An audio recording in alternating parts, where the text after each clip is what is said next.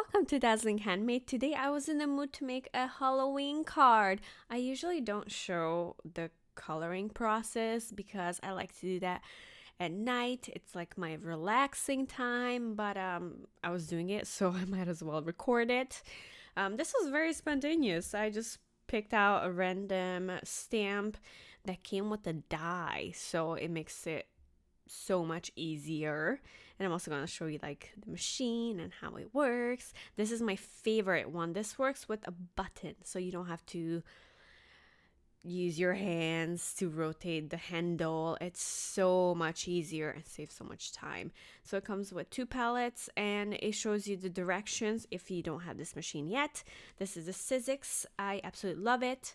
And I also bought the plates for it. I actually have a few of those that just like sit here, extra ones. These are brand new, as you can see. So I put the drawed paper down, the colored paper down, and then I put a little bit of washi on the paper to attach it to one of the plates, the bottom plates, so to make sure it doesn't move. And these dies are pretty lightweight, so it can move pretty easy.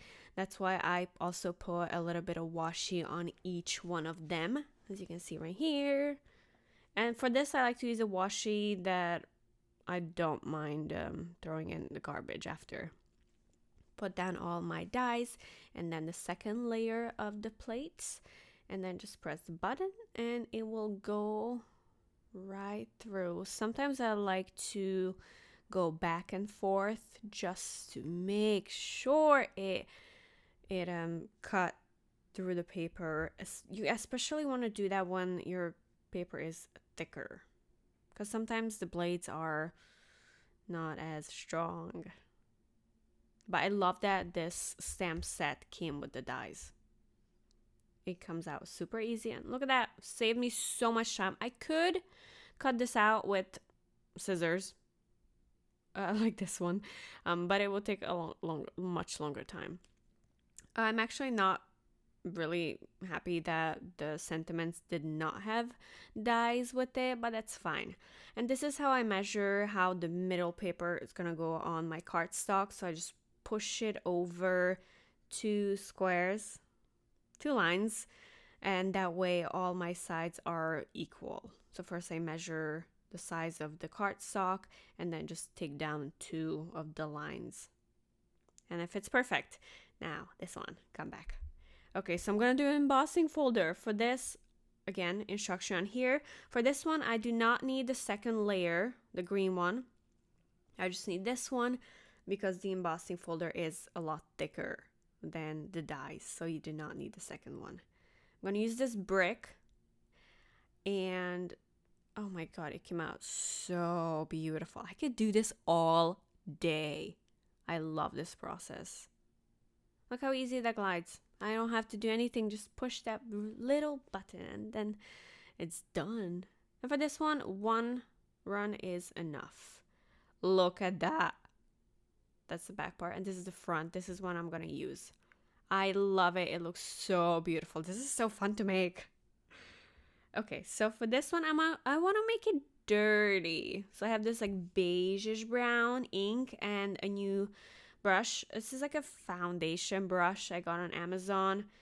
It works pretty well because the brush part is kind of thick.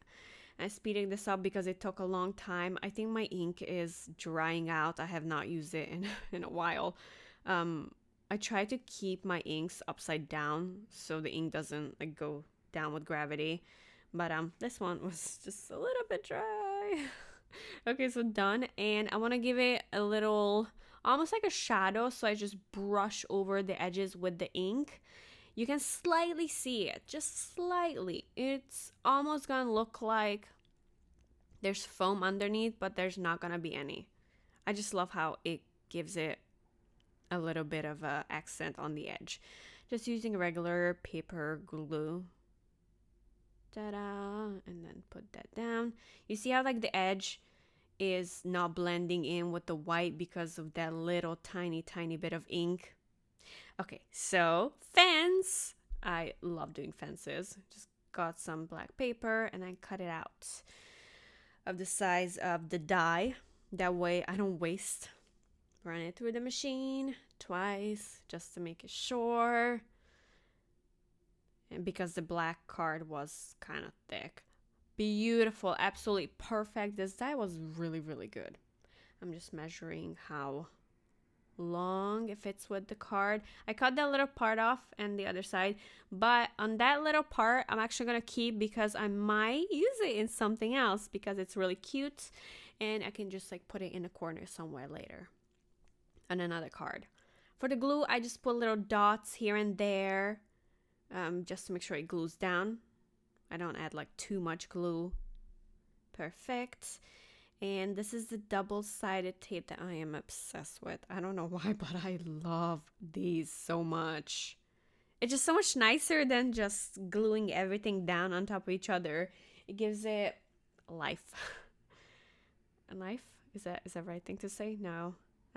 Dimension. I don't know. It just makes it pop. It's just... I love it. I'm obsessed with it. I probably would use it on everything if I could. I mean, I would, but then it would just be a little boring, maybe.